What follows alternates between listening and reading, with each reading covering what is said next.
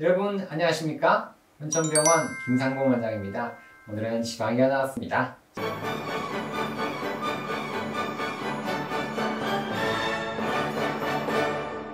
어깨 회전근개 파열. 어깨 회전근개 파열 중에서 파열이 심한 파열을 광범위 파열이라고 이야기합니다. 그 중에서도 봉합이 안 되는 파열이 있어요. 복원 불가능. 봉합이 불가능한 광범위 파열이 있는데 이게 뭐 때문에 생기느냐 그러면 이 파열이 오래돼가지고 지방 변성이 생기는 거예요. 지방. 나쁜 지방이 쌓이면서 찍찍 찢어져요. 그래서 정의를 알아볼까요? 12개월 이상, 1년 이상 안정적으로 또 회전근개 4가지가 있는데요. 2개 이상의 회전근을 침범하고 최대 직경이 5cm 이상이다. 건이 관절과 가장자리까지 퇴축된다 그러는데 무슨 말이냐면 이게 회전근개예요. 보통 여기 붙어 있단 말이에요.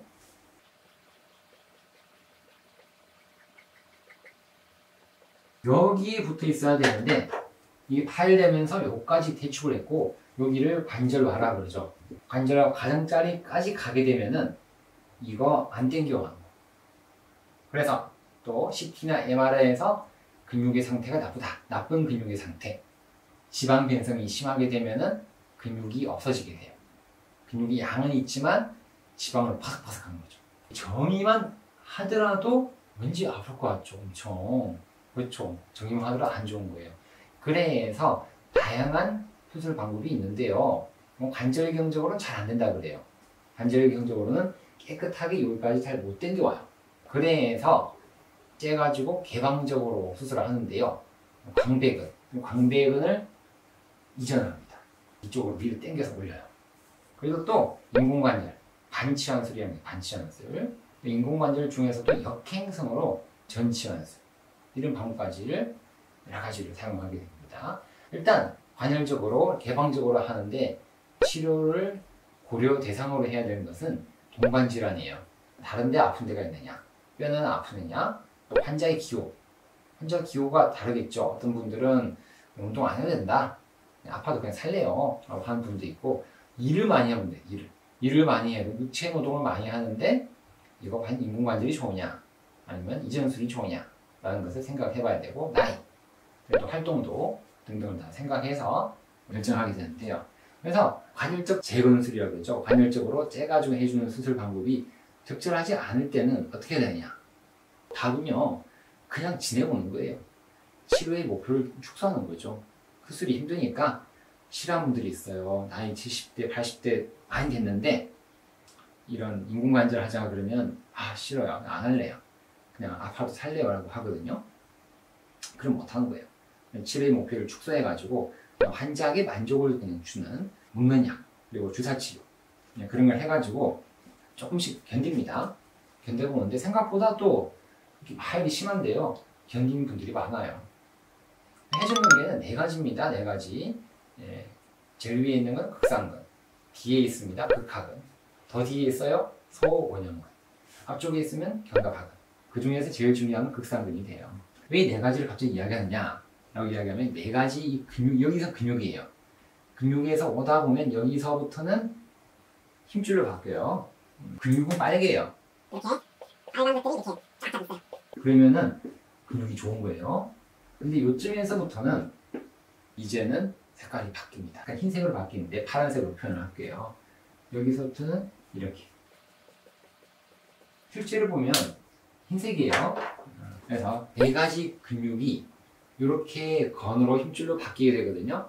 그래서 해부학 쪽 상골 여기 경부를 싸게 됩니다. 이렇게. 싸게 되면 어떤 역할을 하느냐. 관절 운동 범위에서 한 단위로 움직이는 거예요. 이 4개가. 그래서 이 관절화 중심에 딱 요걸 잡아서 요걸 끌어줘. 이렇게 딱 끌어주게 됩니다. 그래서 안정적으로 유지를 잘 시켜줘요. 그래서 회전근은 강화 운동을 또 많이 하죠. 해주면 어떻게 돼요? 이만큼 여기 가까워져서 안정성이 높아지는 거죠. 또 전층 파열을 분류를 좀 해볼게요.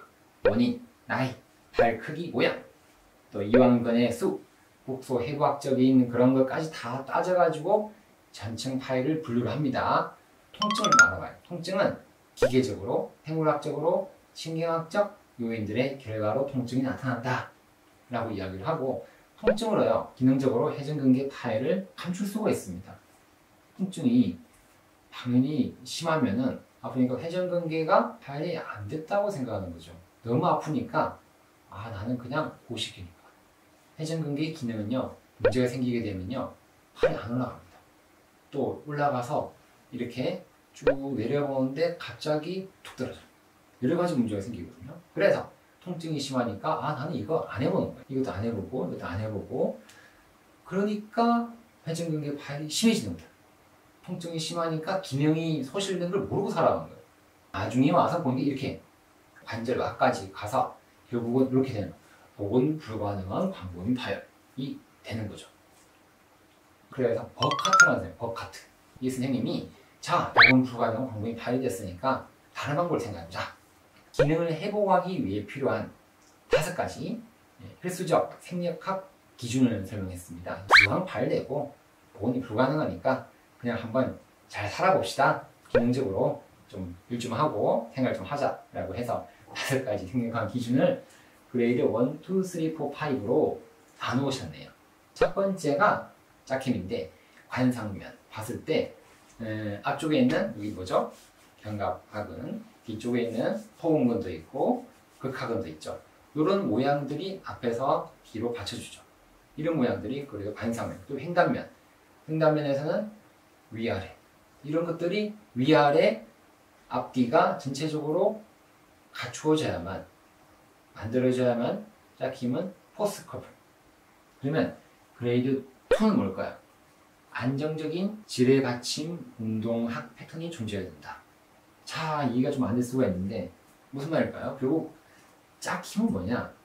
회전근개가 없어도 그냥 양옆, 여기랑 여기, 그리고 여기랑 여기에서 어느 정도만 균형을 맞추자는 거죠. 없어도 되니까 균형을 맞추게 되면은 팔이 올라간다.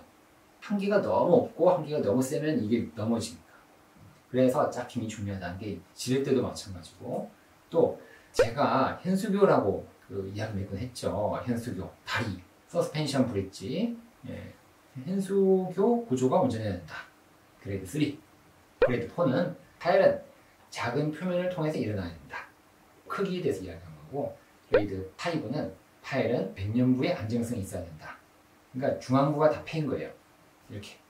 그레이드 4도 제가 잠깐 설명했지만 파열은 팍 하고 크게 파열이 돼서 일어난 게 아니라 어쨌든 작은 표면을 통해서 조금씩 일어나야 된다. 그런 개념이 되는데요. 버카트 선생님이 참 이렇게 5가지를 잘 만드신 것 같아요. 제가 봐서는. 근데 5가지 중에서 가장 중요한 건 뭘까요? 짝힘. 제일 오래 설명했잖아요. 그래서 관절과 상하 관절에 대한 온전한 짝힘이 가장 중요하더라 라는 것이 되고, 나머지 4가지 기준 있죠. 나머지 4가지들은 우리가 기능, 파열 크기, 파열 위치, 그의 대행성 변화를 보는 것이 되겠고요. 4가지 모두 중요하나 관절과 상완의 짝힘의 온전함, 그리고 결성과는 직접적으로 도와주는 관계다. 그래서 이 4가지는 1번을 도와주는 동생들이다. 짝힘이 제일 중요하다는 거죠. 짝힘.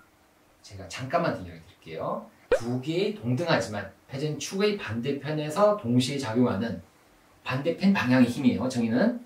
그래서 관상면과 시상면에 존재하고요. 능동적인 거상과 외전 동작이 관절과 상완의 관절의 동적 안정성에 대한 회전근개의 영향을 나타낸다 라고 이야기합니다. 자, 같은 힘이지만 서로 안정성을 가지는 어깨를 움직이는 중요한 역할을 해주는 것이 짝힘이다. 근데요, 이거 보니까 참 이해가 안 될 수도 있죠. 그래서 영상 좀 더 준비했어요. 조금 더 볼게요. 떠나시면 안 돼요. 2개 이상의 광범위 파일을 살펴보겠습니다. 스프라스피나투스는 극상근이에요. 서브스카플라리스는 견갑하근. 견갑하근을 2개로 나눴어요. 위쪽과 아래쪽. 요거는 극하근, 소원형근이 되겠죠. 그래서 여기는 이제 위쪽에 극상근과 견갑하근이 위쪽이고요. 타입 A는. 타입 B는 견갑하근 위쪽 아래쪽이 다 나갔어요. 극상근 나가고요. 요거는 이렇게 극하근까지 나갔죠. 타입 D는 견갑하근은 괜찮고요. 극상근과 극하근까지 나가고, 타입 B는 소원형근까지 나왔습니다. 자, 가탈리어 선생님이 분류를 했습니다. 그레이드 0은 지방이 없고요. 1은 약간 지방이 있고, 2는 그래도 지방은 있지만 근육이 더 많고요. 여기서부터가 안 좋아요. 3부터. 근육과 지방은 동일합니다. 4가 되면 다 안 좋죠. 지방이 더 많아졌습니다. 다 보시죠. AHD, 요거는 이제 간격이에요. 아크로미알, 휴머럴 디스턴스. 여기 이 간격이 아크로미언, 여기 휴머러스. 상골두 사이의 간격이 6mm 이하로 좁아져 있으면 안 좋은 거죠. 이게 매시브 일리페러블, 광범위 봉합 불가능한 회전근개 파열입니다. 그래서 간격이 좁고 지방 변성 3단계 이상이에요. 3단계는 뭐죠? 이거죠. 지방반, 근육반. 그리고 이렇게 되면서 근육이 많이 퇴축이 됐습니다. 그래서 관절염이 심해요. 이럴 때는 역행성 인공관절을 선택하면 돼요. 파열이 심하다, 관절염이 심하다, 그럼 역행성 생각하시면 되고요. 근데 관절염이 없어요. 파열은 있는데, 그럴 경우는 역행성 인공관절 하기 아깝죠. 그래서 건이전술을 실시하게 됩니다. 그래서 얘는 여러 가지 건이전술을 생각해 볼 수가 있죠. 근데 만일에 나이가 좀 많더라, 그리고 나는 운동도 안 하겠다라고 하시는 분들은 역행성을 생각할 수도 있습니다. 이런 방법까지 생각해 볼 수가 있고요.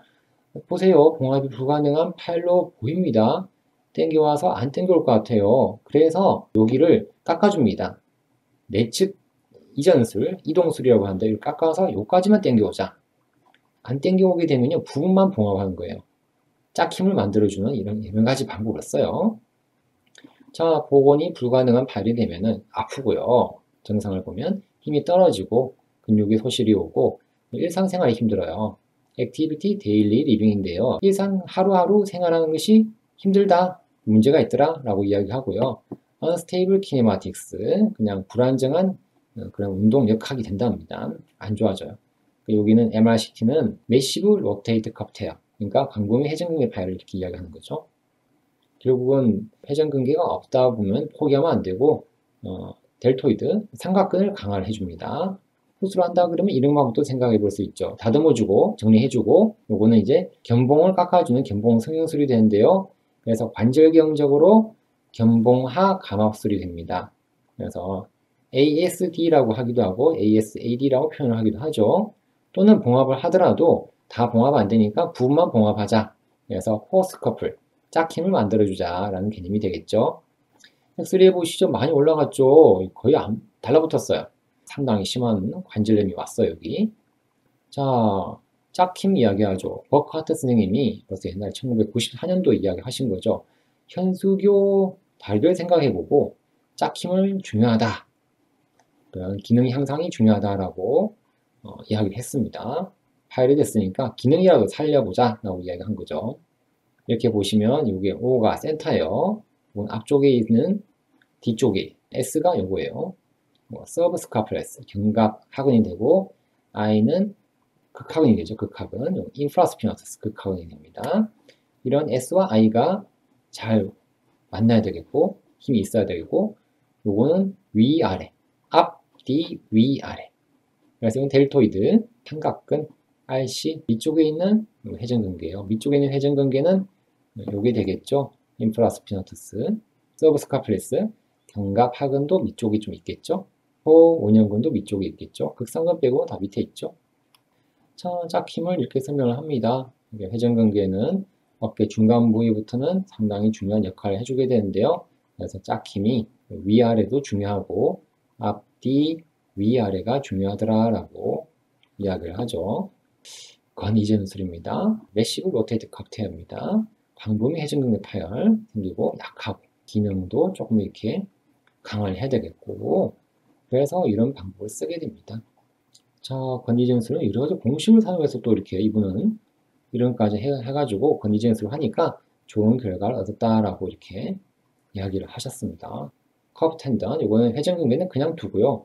다른 이게 견갑골 주위에 있는 근육들을 이동시켜 줍니다. 나이가 젊은 사람들을 대상으로 해요. 뒤쪽과 위쪽에는 이 광배근이 광배근, 앞쪽과 위쪽에 있는 팩토라리스 메이저, 이거는 대흉근, 요걸 많이 사용합니다. 뒤쪽을 여기를 떼가지고 여기다가 심어주는 거예요. 이걸 떼서 이쪽으로 이동시켜주고, 대흉근을 떼가지고 붙는 거를 이쪽에다 이동시켜주는 그런 건이전술은 젊은 사람들한테서 많이 해볼 수가 있죠. 인공관절을 이렇게 넣어주는 방법이 있고요. 또 이거는 역행성 인공관절, 광범위 파열과 관절염이 있을 때 이런 방법을 써볼 수가 있겠습니다. 역행성은 최근에 많이 하고 기술력도 많이 발전됐죠. 그래서 역행성 인공관절까지 방법이 있구나라고 생각하고 안심하시면 돼요. 자, 영상 보고 나니까 많은 이해되셨습니까? 좋아요와 구독은 꼭 눌러주시면 감사하겠습니다. 오늘도 건강하고 행복한 하루 되십시오. 안녕히 계십시오.